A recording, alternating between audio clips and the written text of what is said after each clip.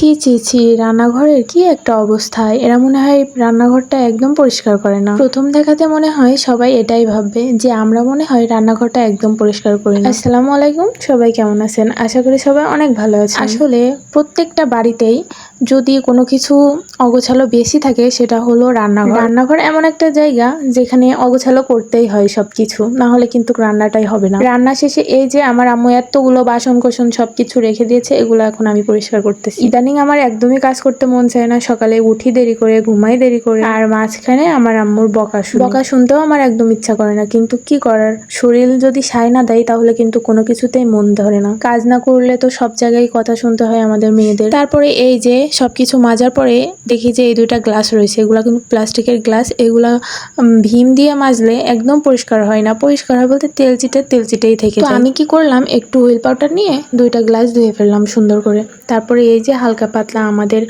চুলাতে একটু ময়লা হয়েছিল, ওগুলা পরিষ্কার করলাম। আর ভিতরে এগুলো হচ্ছে জং ধরে গেছে, তো এই কারণে ভালো পরিষ্কার হতে চায় না। তারপরে আমি যতটুকু পারি ততটুকু পরিষ্কার করে রাখার চেষ্টা করি, যেহেতু আমি রান্না করি না সেহেতু আমার বেশি একটা পরিষ্কার করা হয় না।